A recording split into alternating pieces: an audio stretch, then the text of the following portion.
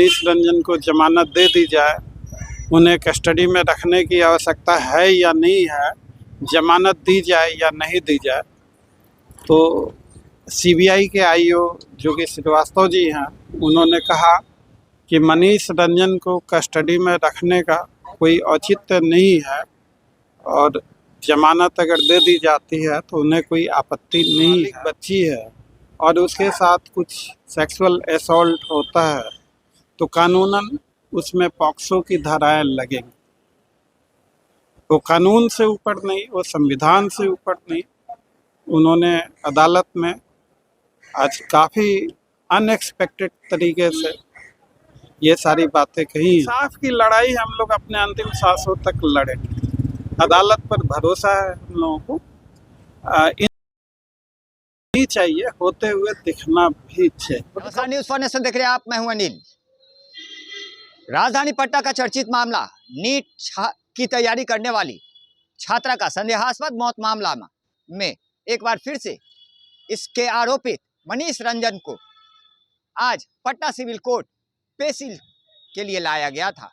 दरअसल bell petition पे यह सुनवाई होनी थी और इसी मामले को लेकर पीड़िता पक्ष के अधिवक्ता ने साफ तौर पे बताया है कि अगली सुनवाई सोमवार यानी कि 2 मार्च को रखी गई है, जिसमें कि कहा जा रहा है कि उस पूरे मामले पर चर्चा होगी और मनीष रंजन के बेल पिटीशन पे भी सुनवाई होगी।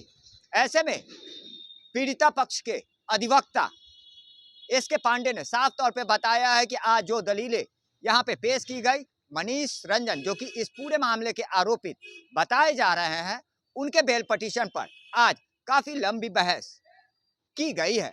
ऐसे में कहीं ना कहीं अब मनीष रंजन की मुश्किलें बढ़ती नजर आ रही है। दरअसल अगली सुनवाई 2 मार्च यानी कि सोमवार को रखा गया है, जिसमें बेल पिटीशन पर सुनवाई की जाएगी। आइए सीधे सुनवाते हैं इस पूरे मामले को लेकर क्या कुछ कह रहे हैं पीड़िता पक्ष के अधिवक्ता इसके क्या कुछ सुनवाई। आज काफ़ी देर सुनवाई हुई, करीब 11:15 बजे के आसपास सुनवाई शुरू हुई और 2:45 बजे तक लगातार नॉन स्टॉप 3 घंटा से ज़्यादा सुनवाई। अदालत ने सभी पक्षों की बातें काफ़ी गंभीरता से सुना।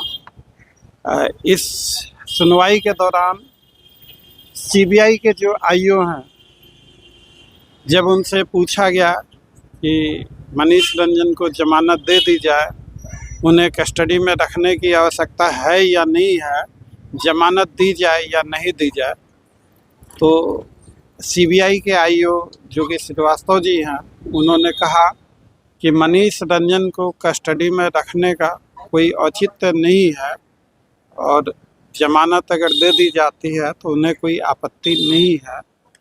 अदालत ने उन्हें कहा है कि आप लिखत में इन सारे चीज़ों को दीजिए और सुनवाई की अगली तारीख सोमवार को निर्धारित की गई है।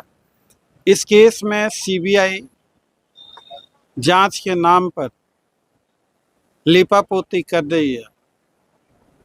एक मृतका जो कि स्कूल सर्टिफिकेट के मुताबिक उसकी उम्र 18 साल से कम है, 17 साल कुछ महीने ही हुए हैं। और श्रीवास्तव जी जो आईओ हैं इस केस के, सीबीआई के, उन्होंने इस केस में पॉक्सो की धाराएं लगाई ही नहीं। तो जब भी कोई नाबालिग बच्ची है और उसके साथ कुछ सेक्सुअल असॉल्ट होता है तो कानूनन उसमें पॉक्सो की धाराएं लगेंगी। वो कानून से ऊपर नहीं, वो संविधान से ऊपर नहीं। उन्होंने अदालत में आज काफ़ी अनएक्सपेक्टेड तरीके से ये सारी बातें कही हैं, तो जो कि काफ़ी दुखद है। अदालत ने उनसे लिखत में जवाब मांगा है। अगली सुनवाई सोमवार को है। चूँकि मामले की सुनवाई अदालत में विचाराधीन है, तो मैं अपने मीडिया के साथियों से यह प्रार्थना करना चाहूँगा कि इससे ज़्यादा मैं कोई और बयान नहीं देना चाहूँगा। अदालत में सुनवाई चल रही है, अदालत की सुनवाई पे भरोसा रखिए। यह केस हमारे देश की लाखों करोड़ों बेटियां, एक बेटी डॉक्टर बनने का सपना लेके अपने दिल में आती है, उसका बलात्कार होता, उसका हत्या होता, उसका स्कूल सर्टिफिकेट के मुताबिक वो माइनर है। उसके इंसाफ की लड़ाई हम लोग अपने अंतिम सांसों तक लड़ेंगे। अदालत पर भरोसा है हम लोगों को। इंसाफ सिर्फ होना ही नहीं चाहिए, होते हुए दिखना भी चाहिए। वकील साहब, सवाल ये है कि क्या आज रोशनी कुमारी और एसआईटी इन दोनों के बयानों में तालमेल नहीं था? दोनों के बयान आप देखिए, अदालत में सुनवाई अभी चल रही है, मीडिया में मैं ज़्यादा बयान नहीं देना चाहता, बस यही अपील करना चाहता कि अदालत पे भरोसा रखें। हमें लिपापोती किया जा रहा है, सीबीआई के द्वारा भयंकर तरीके से लिपापोती किया जा रहा है। सीबीआई नहीं चाहती कि इसमें इंसाफ हो, किसी को बचाने की कोशिश की जा रही है। जो असली गुनहगार हैं उनको बचाने की पूरी कोशिश की जा रही है। और यह सिर्फ कोशिश नहीं है, यह एक आपराधिक षड्यंत्र है। मोबाइल मामले को लेकर कोर्ट ने फटकार भी लगाई है।